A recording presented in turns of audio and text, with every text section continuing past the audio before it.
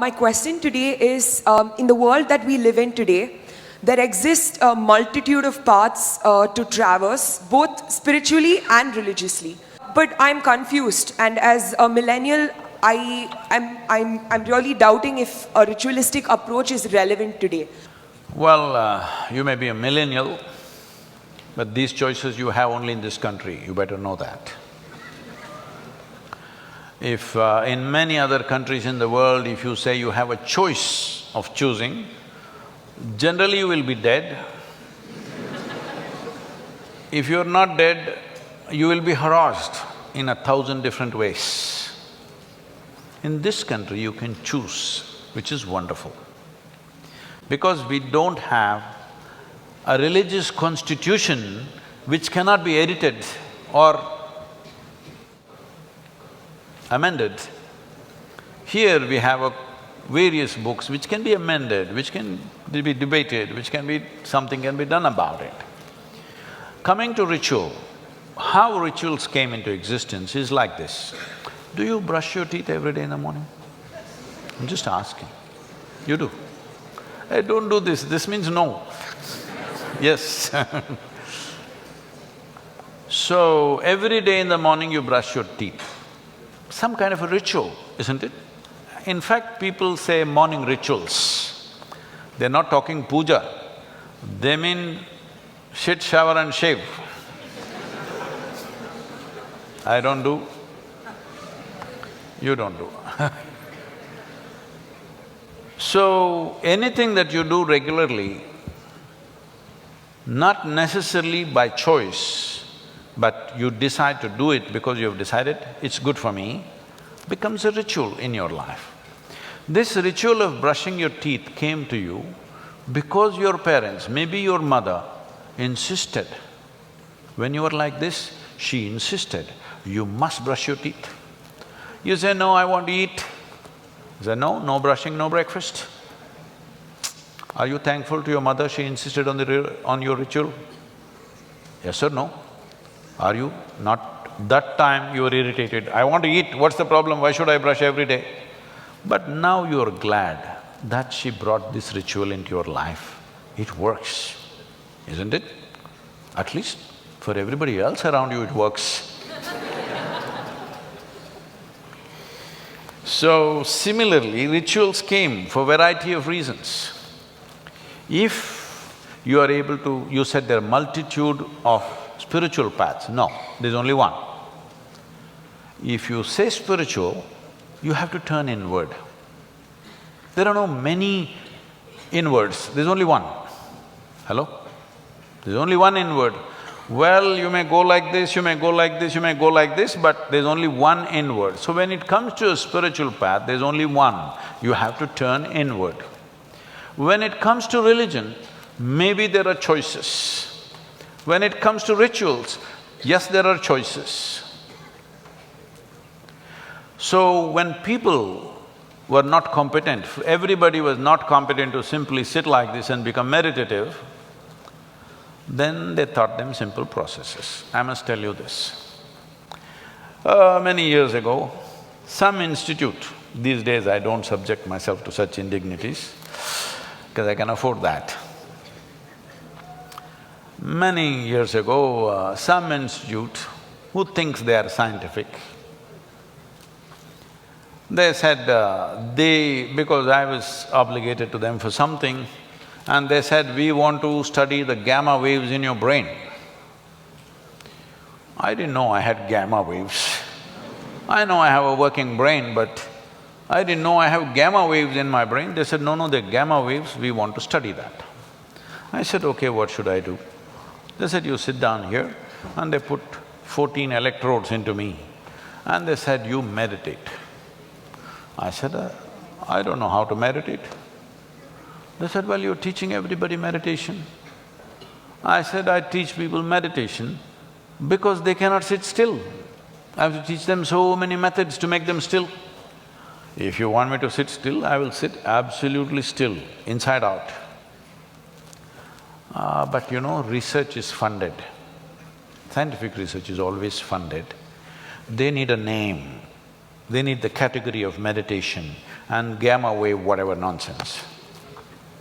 But I'm not going to give them such pleasure. I said, if you want me to sit and do nothing, I'll do nothing, but no meditation. Then after much discussion, probably they found a name for nothing. And I said, okay, you do nothing. I sat.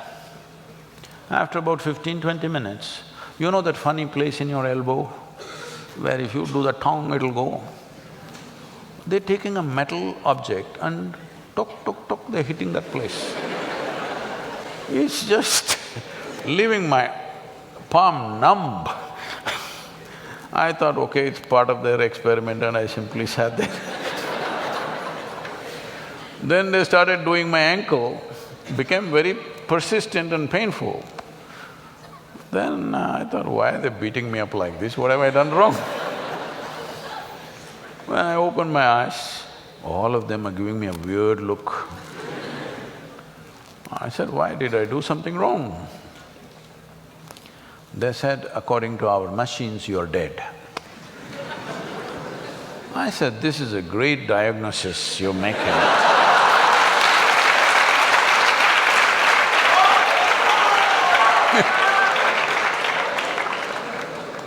And then they, among themselves, they spoke and say, obviously this guy speaking is not dead.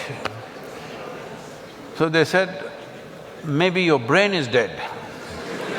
I said, please, I don't like this second opinion. If you give me a death certificate, I don't mind being dead like this. But brain dead is not good for me, it'll affect my activity. Yes, why I'm telling you this is, if you could handle everything internally, no problem with you. That's the best way to do it. Simply, this is yoga. If you know how to handle this whole machine, all levels of this machine, your body, your thought, your emotion, your energy, your life energies, everything, you know how to handle from within, no ritual for you. Never in my whole life have I ever prayed, you know. But I'm prayerful to anything. If I see a mountain, if I see a rock, if I see a tree, if I see a cow, if I see a man, woman, child, I'm prayerful. But I'm not praying, I've never prayed to any god for anything, ever. So I'm not ritualistic in any sense, because if I close my eyes, I can deal with everything that I need to deal with my life, both internal and external. I want to fix this, I close my eyes. If I want to fix that, I close my eyes. If you do enough sadhana, you can become like this. It's not out of reach, it is available for every human being. They don't pay enough attention, that's all. But if you don't know this, you want to become peaceful, you don't know how to sit still, then what do? I'll teach you one mantra. Okay, say this every day in the morning, 20 minutes, you say this. Now you become peaceful. This is your ritual. If it's working for you, what is your problem? If it's not working, drop the damn thing, do something else. Every day in the morning you took a swim, that became your ritual, you felt wonderful, do the damn thing. Somebody is doing yoga as a ritual, somebody is doing puja, somebody is uttering a mantra, somebody is singing a song. If it is working for them, what the hell is anybody's problem?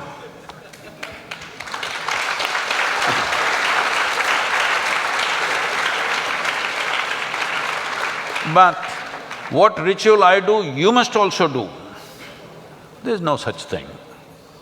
Something is working for me, I'm doing it. It's not necessary you must do it.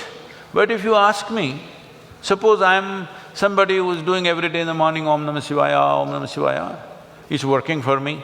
If you come and ask me, I'm feeling freaked, what should I do? Hey, try this Om Namah Shivaya, it's working for me. If you like it, you also do it or you do something else. You do dam, dum, das, pus. But the thing is, it must work for you, that's the important thing. So rituals were fantastic devices created with certain wisdom. Over a period of time, they might have become corrupt in practice. Over a period of time, they might have become tools for exploitation for certain people. But don't throw the baby with the bathwater. We must be able to see what is corruption in this, eliminate the corruption and use the technique. Don't throw away everything that the civilization has learnt in thousands of years of living and think you will reinvent the wheel tomorrow. Everybody will be queuing up at a psychiatrist, just know that. The number of people who are queuing up with mental illnesses today is simply because there is no what we used to call as achara vichara. There is no debate about what is this life, why am I like this, what is the nature of my existence, no achara, no vichara. And no achara, there is no anything. See, if your mothers or fathers did not insist that you must have the ritual of brushing your teeth, what an unpleasant place this hall would be right now. Because out of your freedom, some of you would or a whole lot of you would come here, decide, I will not brush, what is the problem? No, maybe no problem for you, everybody else suffers. If you open your mouth, if you stink, not necessarily because of not brushing, just because of your culture, the way you behave, the way you speak, the way you sit, the way you stand, if people around you suffer because of your behavior, which is happening everywhere, isn't it so? Especially for girls. Isn't it so? If you get into a damn bus in the town, because all these things were taught as ritual, this is how you must approach. When we are growing up in our house, our sisters are there, you cannot even address them in singular. You always have to address them with a certain respect, even when they're little girls. We want to fight with them, we want to beat them, but no, you have to address the girls in a certain way. When you grow up with this kind of ritual, now you learn how to treat every woman on the street. Otherwise, look at the way people are behaving, most uncivilized. Uncivilized means what? The necessary rituals of culture are not there in those people, isn't it? So these can be various kind of rituals, social rituals, spiritual rituals, religious rituals, it doesn't matter. Is it working for you or not working for you? That should be the only question.